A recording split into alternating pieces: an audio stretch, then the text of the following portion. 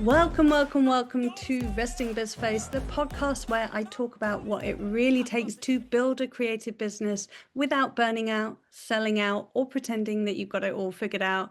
I'm Michelle Allen, writer, mentor, creative strategist, and personal trainer in training, still in training, but nearly there. This week, I spoke to Melissa Noble, who I have known for absolute years. Melissa is the founder of the Academy of Wide-Hearted Living. We spoke about lots of things: creativity, joy, finding something that just fills your heart with excitement and love, especially in these darker days of winter. So I hope that you enjoyed this episode. I found it really inspirational, as always, to talk to Melissa. Have a listen. Enjoy. So, hello, Melissa. I know that we already know each other, but for the listeners, can you give us a brief introduction of who you are and your work? Sure. So, hello, I'm Melissa Noble, and I run the Academy of Wide-Hearted Living. So, we help people get connected to their creativity so they can use it to make life better. Um, yeah, I'm a writer, a maker, a painter, a collager. So, I have loads of different creative practices. And what I've discovered is not only does creativity kind of bring me lots of joy, it can also be a really helpful tool. So we can use creativity to basically lift us up when we're feeling down, set us down when we're feeling stressed, and work all kinds of magic in the world. So once I figured that out, I set up the academy so I could help people get connected to theirs so they can so they can play with their creativity too. Yeah.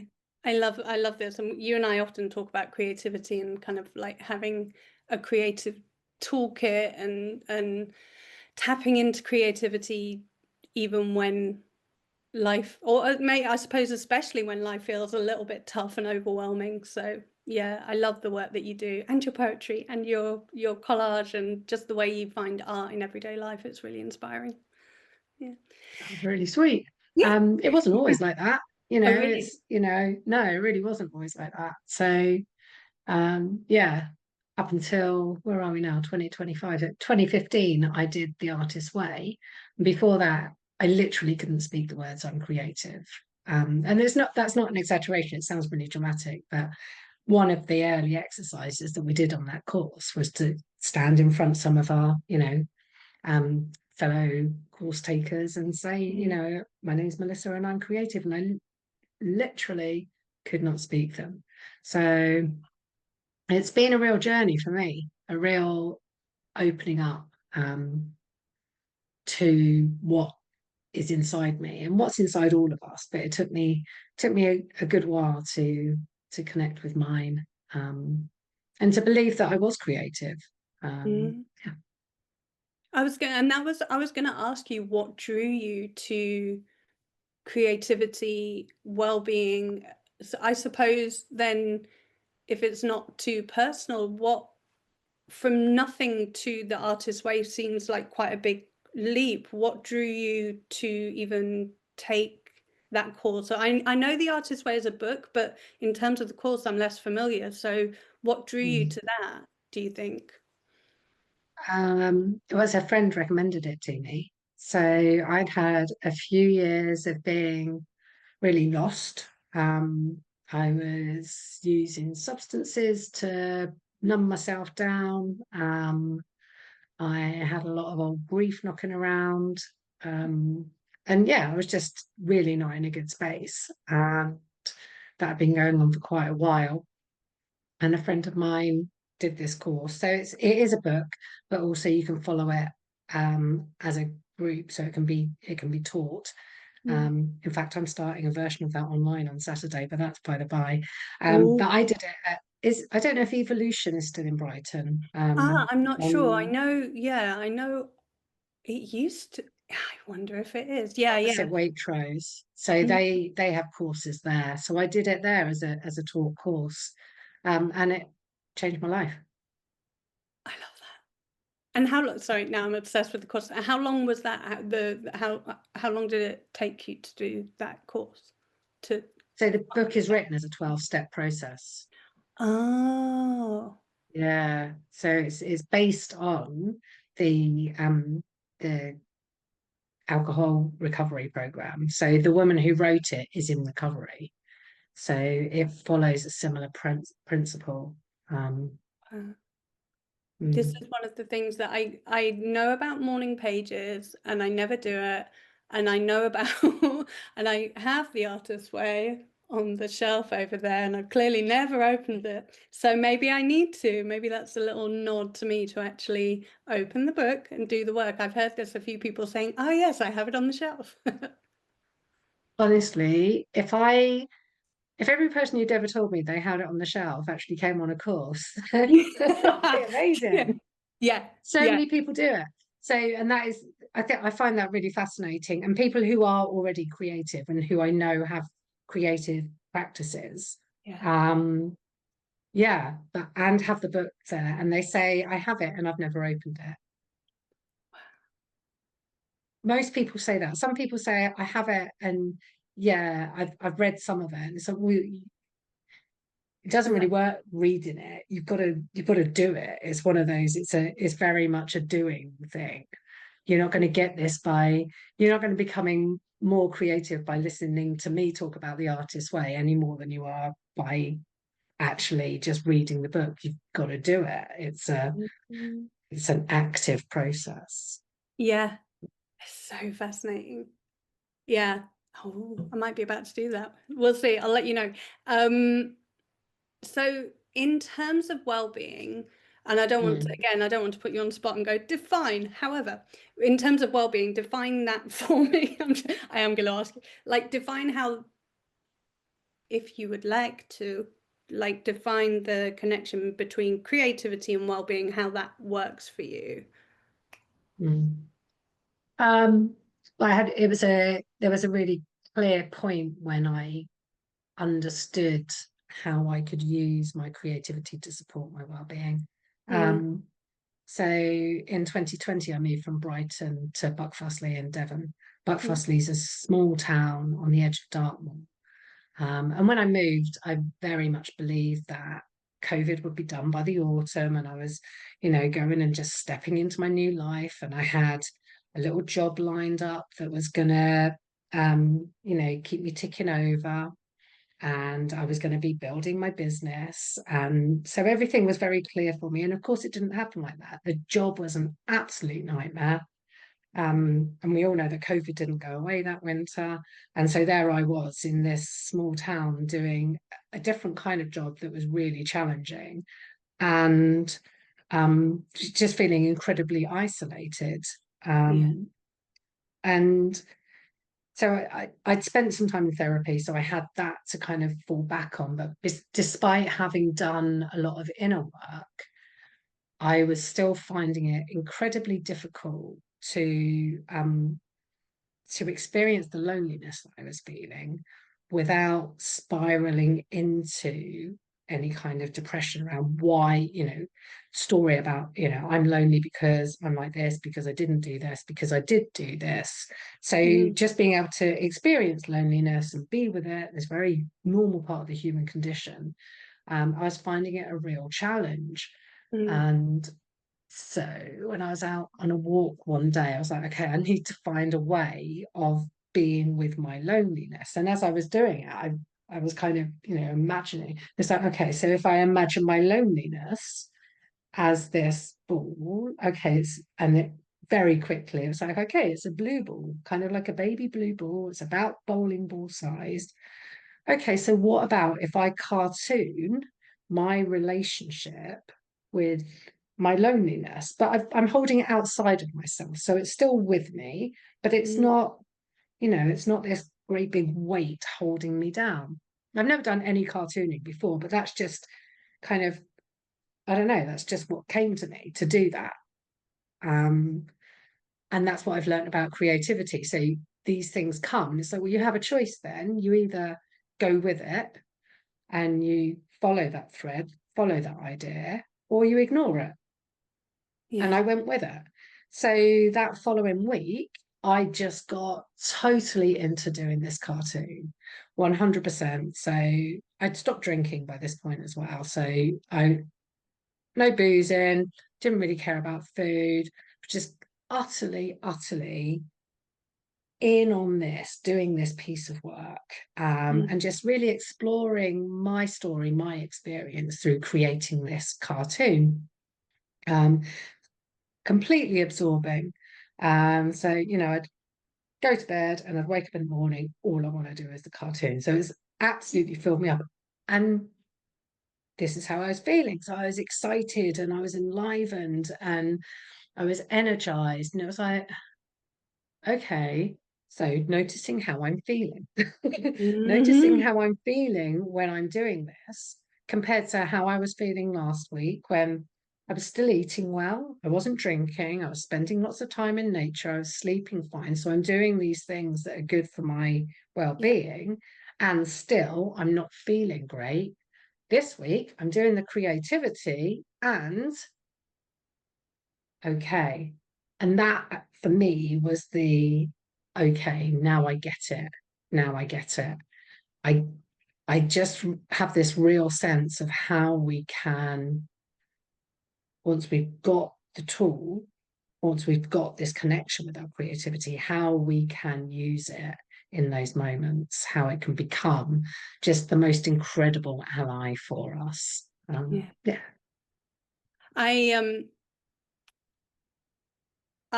as you know, I struggle not to interrupt.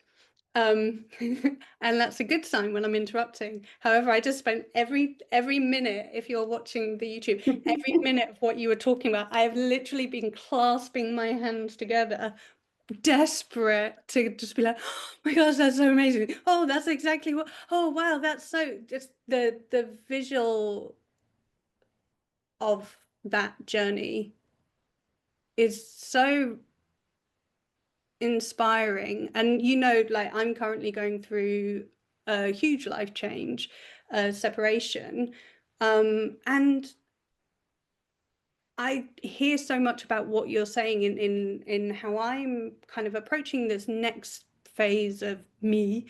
And for me it's writing, for me it's story and narrative, and that you're so right that you can be doing all the things, not, I don't know the right words, but like not in crisis, in not behaving in a way that maybe was unhelpful in the past. Like, for me, I would have been going out all the time when in my 20s or whatever, or just very, very sad. Mm. That's a big understatement. I would have been very, very sad and anxious.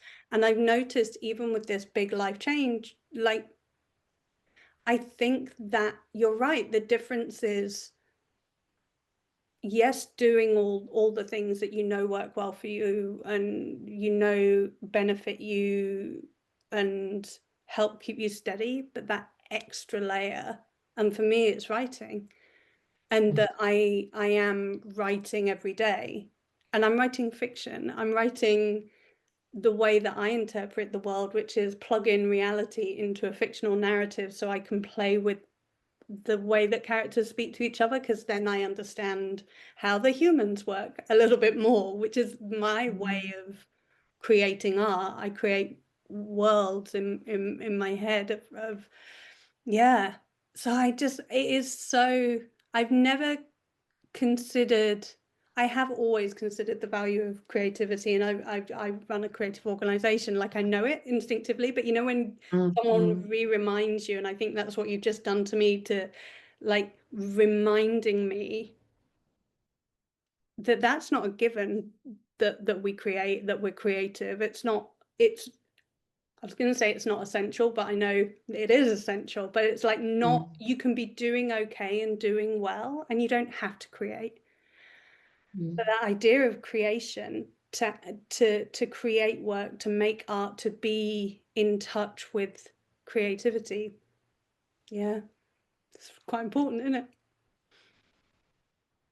I think it is. I think it's fundamental. I think so. I think so. We are all creative.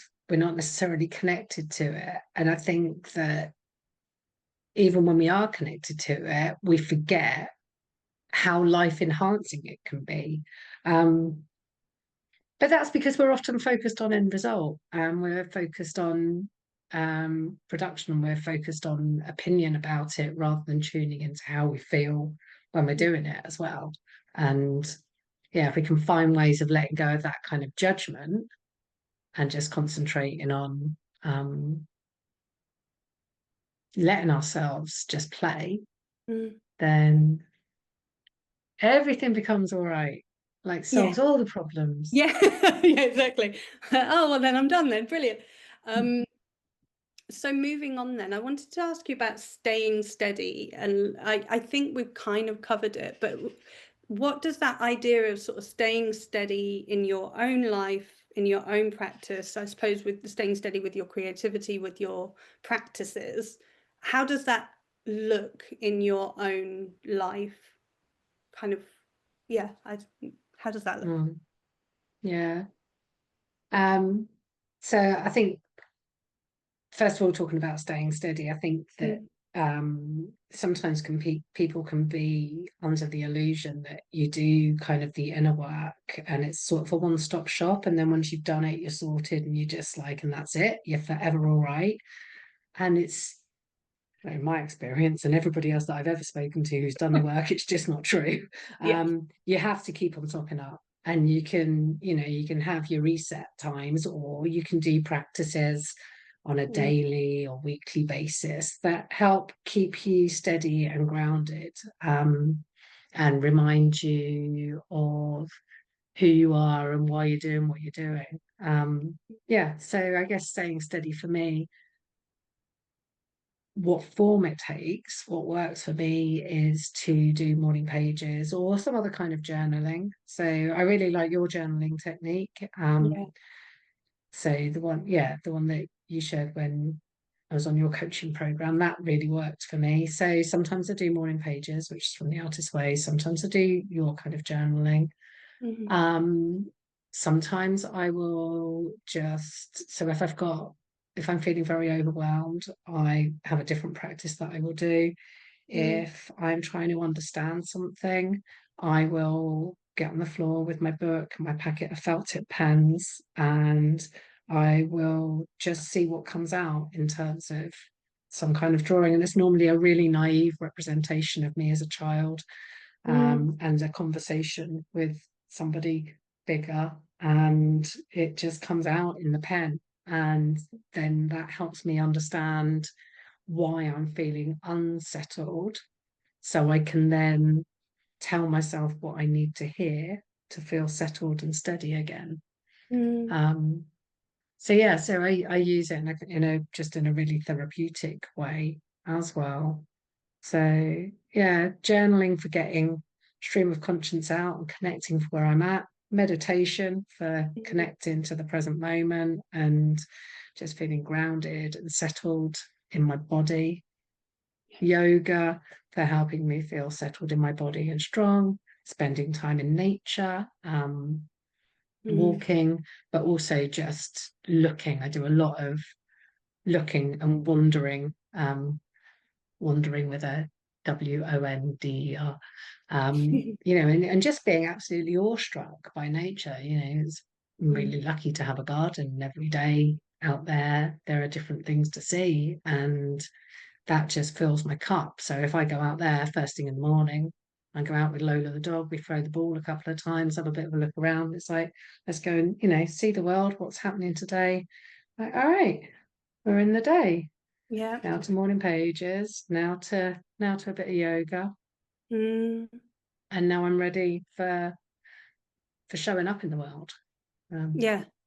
Well, yeah. just to highlight, I don't know if you can hear or if it's going to come through on the recording. I can tell you that in terms of nature right now, right outside the window, there is a magpie having a very loud chat. Uh, and that's what's happening in nature today. So we'll see if that comes through on our recording, but hopefully that I I'm love not hearing it. I'm not that. hearing. Nikki's building a deck in our garden, so all I can hear is drilling. But I've already been on a call today, and they couldn't hear it. So I'm assuming that you can't either. I think we'll be fine. Um, So when it comes to overwhelm then, because you've got those kind of the tools that you can reach for on a daily basis, when you're feeling, or when a person is feeling overwhelmed, can you talk about what role joy can play, and how there's kind of, because I know you talk a lot about joy, is there a kind of like a different way that you see creativity, joy, and well-being, or are they kind of all interlinked? That was a very odd question, but I know No, you're I odd get enough it. to know that there's a there's a question in there. Yeah, yeah, 100%. They are interlinked. I think so historically. So my thought pattern when, and this is still true, if I have not caught my overwhelm in time and I go into overwhelm, I can't do it. I'm no good at this. I'm not going to be able to do it. It's all too much. Mm, Um, why am I even bothering? I'm never going to be able to do it. So it's that kind of really negative, and it can be quite a dark space, is a familiar place for me. Now, the more that I've connected with joy and a sense of, oh, I'm getting excited when I'm making something, and like that feeling of when I'm in flow, or when a poem starts coming and I catch it and manage to land it on the paper and it writes itself and it feels really wonderful. mm, Or those moments when I'm speaking a poem out into a room and I can feel people really really listening, like the sense of being really listened to in that space is quite different to when I'm running a workshop or something. It's just a different quality of listening. mm. Or when I catch the sight, the goldfinch was back in the damson tree this morning. Haven't seen the goldfinch for a while. So Wow. when I see the finch in the tree, and that, like, all those feelings, so they become like this store cupboard of really wonderful sensations in the body, but also moments when I've been really connected to the here and now, and I'm really sure of who I am, what I'm doing. I'm right there in that moment. So when I'm experiencing that I can't, I have this store cupboard of I can, and wow, look at it, isn't it great? And it just makes it easier to steer away from the pool of negativity, because there is this whole vast array of wonder over here that is very magnetic. And I have a Mm, choice about whether I then turn to it, yeah, and what you're going to do in that moment. yeah. Um, I've been practicing Buddhism lately, and the Plum Village tradition, and I suppose all Buddhist practice talks around the notion of suffering and acknowledging suffering, and acknowledging the different feelings as they come up, but essentially that they change as all things do, and that we can observe and acknowledge and understand and have compassion for our own suffering in any particular moment, but that we can shift and move through it. And often it's linked to art and creativity, and acknowledging calm and acknowledging joy. And I am very new. I'm not saying that that's my understanding and my interpretation of it as it stands right now, but I think a lot of what you're saying has resonance around that, the notion of there is also joy to be had. yeah, and I think when we are experiencing the what might be termed more negative emotions, Mm, or more ones that are less comfortable to be with, they absolutely have a valid place. But when we start attaching story to them about why we are experiencing them, we run the risk of putting ourselves down into a depression, and disconnecting ourselves from the present moment, mm, um, which is not helpful. So the emotion in and of itself is absolutely fine, and left to run its course, mm, it will be done and dusted, and then we'll be on to the next thing before we know it. Mm. But if we attach story, then we risk pulling ourselves down. And so the creativity or these practices. Now, if I'm going into overwhelm, then I need to retreat. I need Mm. to stop. So Mm. if I'm going into overwhelm, I don't then make myself go and do something to try and get out of feeling overwhelmed. Yeah. I have to stop. I have to rest. I have to Mm. stop stimulus. I have to not look at stuff. I have to not listen to stuff. I just have to go into quiet. And if I catch it quickly enough, then I will be back to being upright and functioning Mm.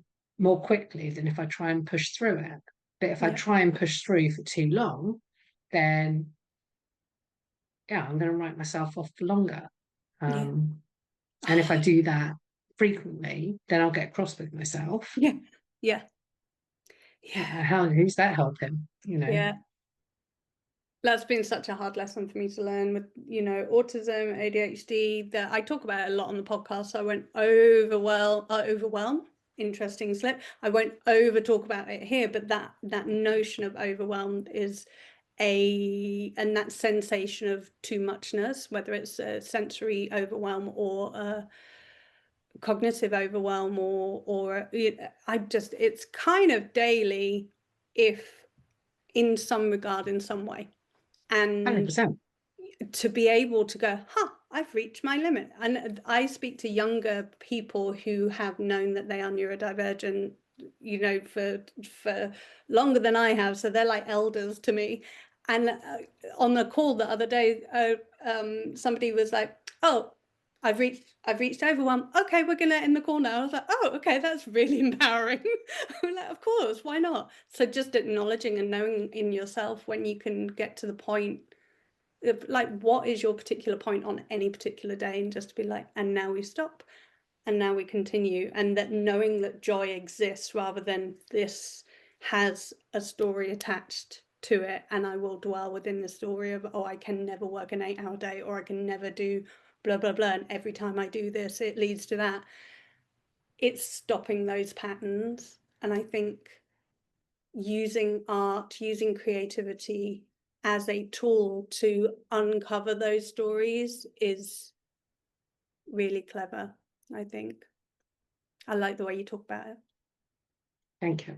Yeah. Yeah. Well, and again, that's been a journey. The getting to understand, getting to know myself, getting to know overwhelm, getting to know my relationship with it, what drives us to stay doing when it's counterproductive, all of that stuff. It's it doesn't just, it takes a while to get your head around that stuff, to understand what's going on, doesn't it? And to learn your own, what's going on in the body. For ages, it's like, okay, well, what's happening?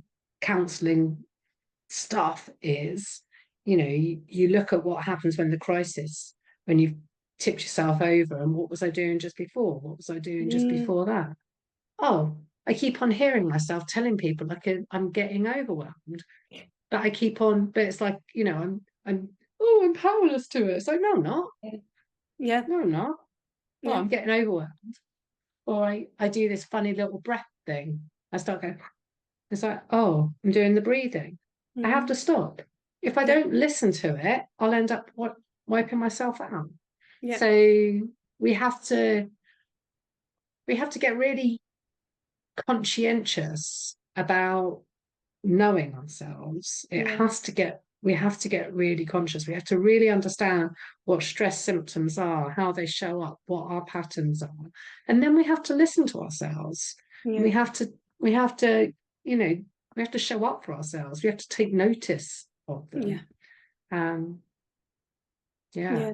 Otherwise they just don't tell us, and then we have a heart attack and die. And Yeah. that sounds really, but it's like, Yeah. well, look, that doesn't happen. So, oh, it's such a shock. So what? It wasn't. Yeah. There's no way that was the first symptom. Yeah. Absolutely no way. There will have been Yeah.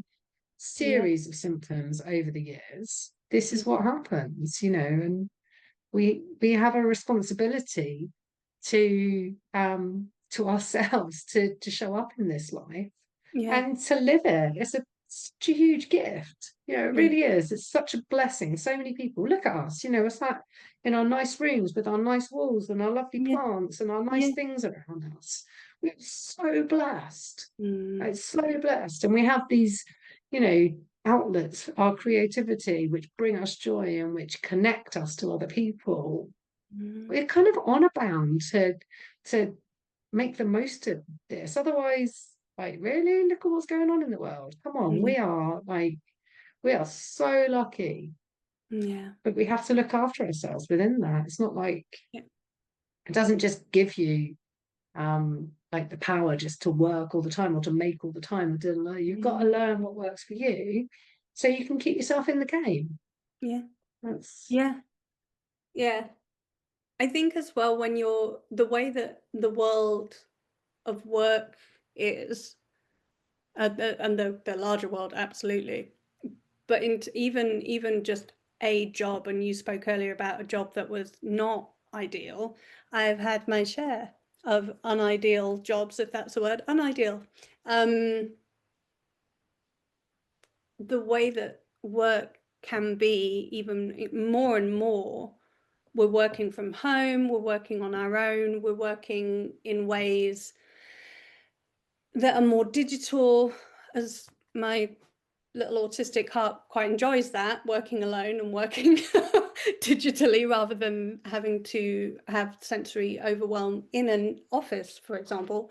However, I think a lot of people find working alone, working at home, being a lone worker really hard and overwhelming in and of itself, and lacking kind of community. So I know that you have a well-being for lone workers project. Could you tell us a little bit about that and kind of what you've been noticing when it comes to lone workers, and why this particular project feels like now's the time? yeah. So it's a new project really. It's come out of a series of conversations that I've had with people over the past year.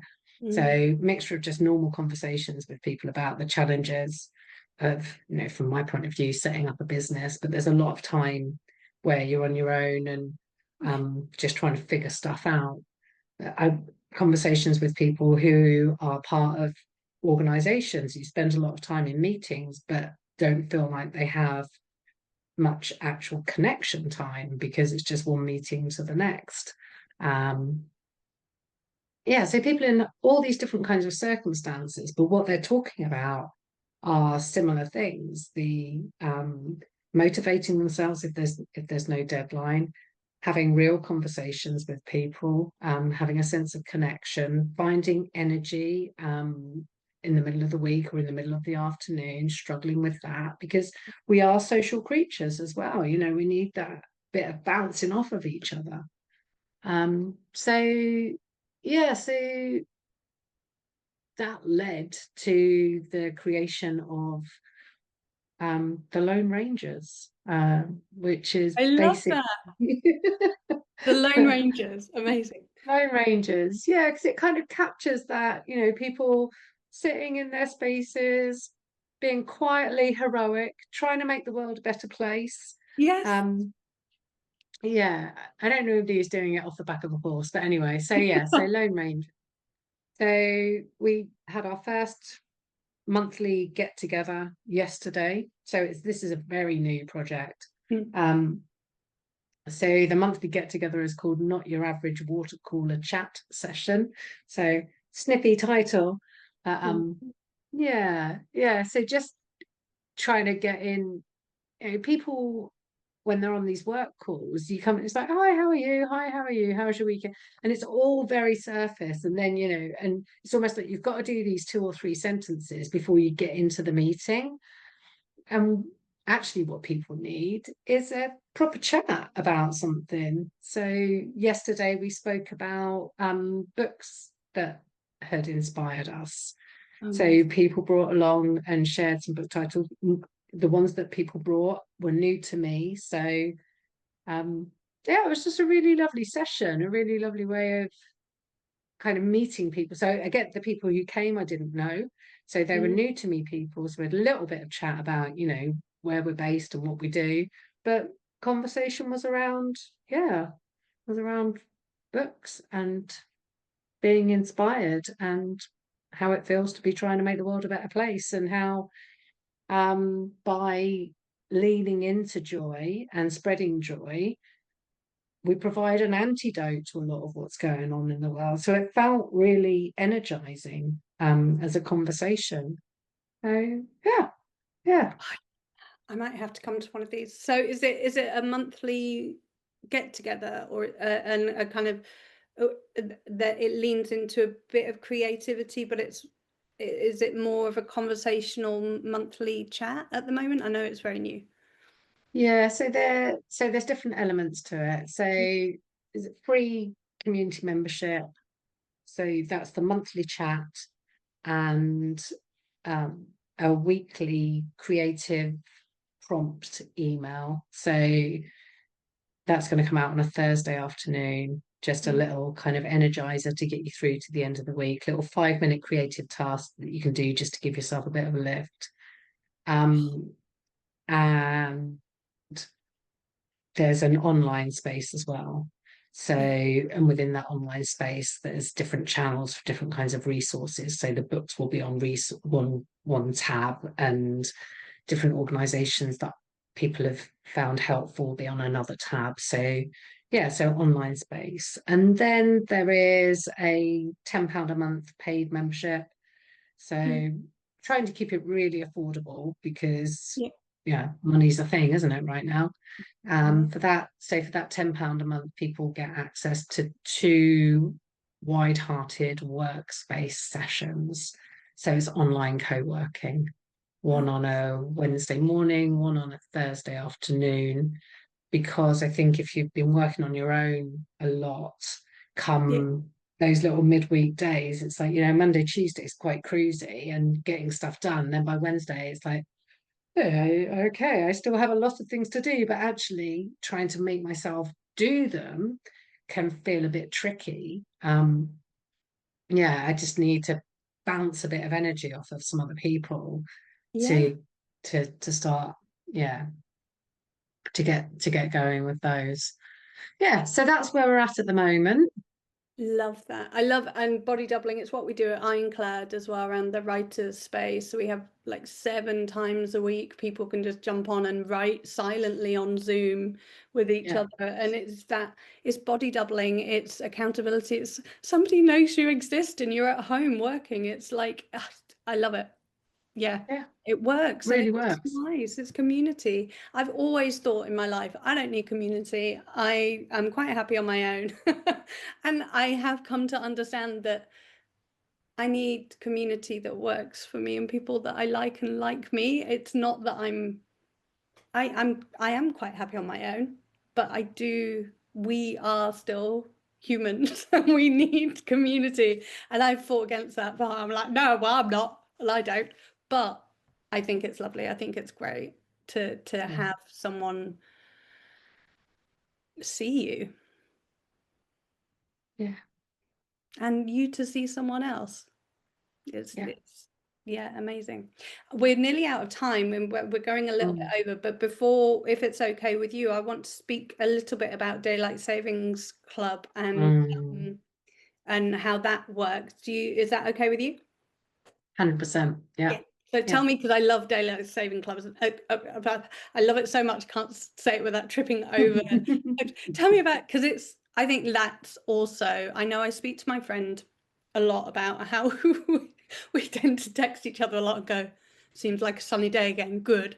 But there's a real shift throughout the year. And, you know, I presume Daylight Saving Club is like linked to the idea of it gets quite dark in winter and we need something to light our way a little bit. Can you tell us a little bit about what it is and how that links into creativity and well-being for you? Yeah, 100%. So Daylight Saving Club, this will be the 2nd year of running the club. So yeah, it was inaugural outing last year. So we start in October when the clocks go back, and we run through till March when they spring forward again. And the idea is to create this community for overwintering. So, yeah, so we've got somewhere that is a cozy landing place to hold us through the winter months. And it's not about kind of getting all rah, rah, rah. It's actually about tuning into the winter energy. You know, it's designed to be a time of rest and introspection and retreat, but that doesn't mean that we have to do it solo. So I think if we retreat too far into ourselves, then that's when people fall into depression. That's when, you know, the energy that we've been talking about, we need a collective holding, you know, going back to cave people time, they wouldn't have been in their cave on their own for 4 or 5 months over the winter. They would have been all together, and that's what would have sustained them, that sense of community connection, the being in it together, the shared harvest, the shared storytelling, the spending time around the fire. So it's kind of the equivalent of that. We meet 3 times a month. So yeah, 3 sessions every month. So the first session of the month is called Higgy Huddle. So that's conversation based and sharing strategies for making self-care a priority, simple things that we can do to help us feel better through the weeks and months, tuning into the seasons. So you know, if it's a new moon, then it might be a good time to start something new. If it's a full moon, then we're going to be taking stock and thinking about what we've been spending our time on, what we want to carry forward. So yeah, thinking about the moon, thinking about the seasons, thinking about colors, thinking about natural energy. It also makes it sound a little bit more woo-woo than it was, but it's like, look, all of these elements that are around us, what's happening in nature, Yeah. what's going on out there. We are nature, Yeah. we are creatures. So Yeah. if we consciously tune into that stuff and go, right, you know, coming up November, December, you know, there's all the lights and everything's going on. So what do we need to keep ourselves steady while that's happening? Coming into January, February, how do we keep ourselves buoyant and notice what's going on under the surface for ourselves and really embrace that sense of exploration? How can we do that? So when it comes to spring, we are ready to emerge. Really know where we're at. We're really in tune with our bodies, in tune with the season, and we know what we want from the coming time. We're not doing it in January. It's a stupid time to start anything new. You know, Yeah. it's just not natural. We're Yeah. not, you know, none of this new resolution stuff. It's, No. you know, January, February, we're very much still in wintering. So Mm. when you know the end of March comes and the light changes with that clock change, our energy is really interesting. Last time, mid-March, it felt palpably different on the core, you know, and everybody's like, all right, we're ready, you know, it's like, and it's, you know, it's time for it to end and we'll be back again in October, you know, it Yeah. has done what it needed to do. So yeah, so Higgy Huddle, conversation connection, and then unwind session. So that is literally people turning up. They don't even have to put their camera on. It's an hour of me sharing poems, stories, guided meditation, relaxation, body scan, um, all these yummy practices Mm. like hand massage, bit of face massage, you know, so different things for an hour just to help people really land in their body and just have a real rest and really embrace this sense that this is a season for resting. So Yeah. let's allow ourselves to do it and let me hold the space for you so you find it easier to give yourself permission to stop doing for a Yeah. while.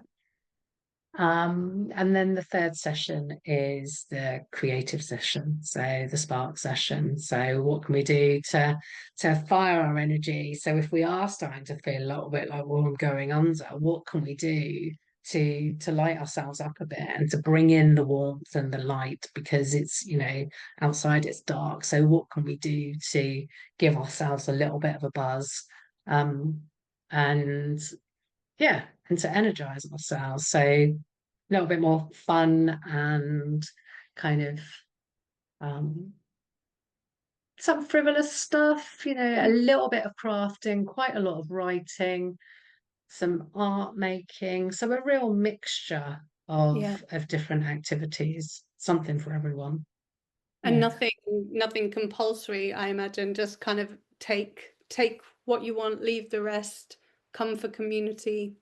I'm presuming I'm telling you that's, but I know you well enough 100%. to No, know and very much never so. like It's quite funny. You sat on a hey, Zoom yeah, call and you've got X yeah. amount of people, 12 people on this spot, and sort of saying, right, okay, so here's the activity I'm suggesting. You can see people's faces like, and some of you may not want to do that. So here's plan B. So Oh, it's yeah. going like, but But it's fun. just Great, 'cause yeah, there's always an alternative.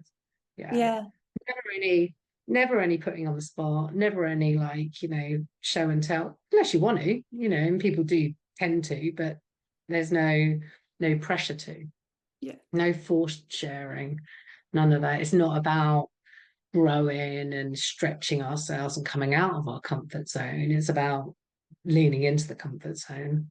Oh, I love it. And to have something to anchor you through those months, because I'm fine till December, she says. Who knows? I'm fine till, I think I'm fine till December. Well, even in December, fine, whatever, because of all the festivities, all the festivals. Mhm. January to March, every time, I think when I think of January, the only thing, I'm quite into plants. Visually, I think more than anything else. I kind of so um the only thing that I can think of through that month is, oh well, dogwood. There will be dogwood, red, orange, and hard, frosty ground, which I love. Yep, that's it. That's all I've got. So it is just, yeah, that idea of not having to think of new sparky creative things to do, because that is going to be on offer. There's a provocation happening at some point in the month where you can just turn up and be like, oh, that's a good idea, I'll do that, or not. But Yes. I've had a response and that might be all for that month. you Yeah. know Yeah. Yeah, I got really lovely feedback from people last year. People saying things like, it's the first year in forever that I can remember that I haven't gone into sad. I feel so connected to myself. I haven't felt lonely because I've been able to focus on self-care. Mm. Having the mix of sessions has been just so wonderful because there's something different to look forward to every week. So yeah, really lovely feedback from people. And people who were on last year's session have already signed up for this year, which I can is imagine. yeah, That's amazing. yeah. So yeah, I'm really looking forward to it. Yeah, and people said at the beginning, it's like, 5 months, that feels like a really massive commitment. It's like, well, Yeah, it's going to be 5 months whether you commit to something or not. It's not yeah. going to make it go Yes, those yeah, 5 months will still happen. yes. Um, there's a couple of sessions a week. So we're going to be on a Wednesday evening or a Saturday afternoon, because Mm. weekends in January and February can feel pretty blinking crappy, can't they? That can be really tough. So I feel like it's really important to have the choice of sessions. Mm. Um, yeah, it made a massive difference to me. I didn't know how it was going to be. It was an experiment. I wasn't like, it's like, I reckon this is going to make a difference to the winter blues. I reckon that it's going to mean that you hit March with a springy step. Well, I don't know. I mean, I've never done it before. So, and it really did for me. It made January and February so different, and that's what people spoke about most. Yeah. What a difference it made to those months in particular. Mm. Wow. So you know me well enough to know that when I go really quiet, you can see all the cogs turning. Like, you've really inspired me. It may not work as well on a podcast. So that silence there was me just being in awe and going, oh, that's so inspiring. So finally, where can people then find out more about you, follow your work, sign up for anything they want to sign up for? What tell me everything, and we'll also put it in the show notes as well, so people can find out more about you. The best place to go is the website. So it's wideheartedliving.com. That's got information about all the courses. You can sign up for the newsletter, which is really worth doing because then you get um a, a better discount when the course bookings open. So it's really worth signing up for the newsletter. So I'm on LinkedIn, Facebook, and Instagram. So you can come and find me on those. We're going to be sharing the links for those. That's probably the easiest way to find me there. Yeah. Can book in for a Zoom call. So Michelle, I reckon we'll be happy to share the booking link for Yeah. that. Or you can email me, melissa@wideheartedliving.org.uk, because why would I have a consistent ending to my website and my email address? Yeah, I was going to say, so it's .com for the website and then .org.uk for the email. Why not? I mean, like, Yeah. everyone knows the internet now. I just learned you don't need to put www at the front of your stuff now, because apparently people understand that they don't even need to type it anymore. I didn't know that. So I've been doing that for quite a while. But yeah, I don't know. It has been fantastic speaking to you. I know your work, and I've I know you in life generally, but I Mm. don't think I've ever fully appreciated the the the inspiration that your work brings. Like, I knew it, but I didn't know it. So this has been amazing for me to hear all the things that you're doing and the pieces that you've put together to craft joy and creativity into something that has like really tangible results for people. So yeah, thank you so much for inspiring me, and I'm sure you're inspiring our listeners in terms of like their approach to business, their approach to their creativity, their approach to getting through winter, and their approach to, you know, not always feeling overwhelmed when we're running our own business, when we're working on our own, or getting through life. Thank you so much. Thanks for having me. It's been really lovely. Really lovely to be here. Thank you.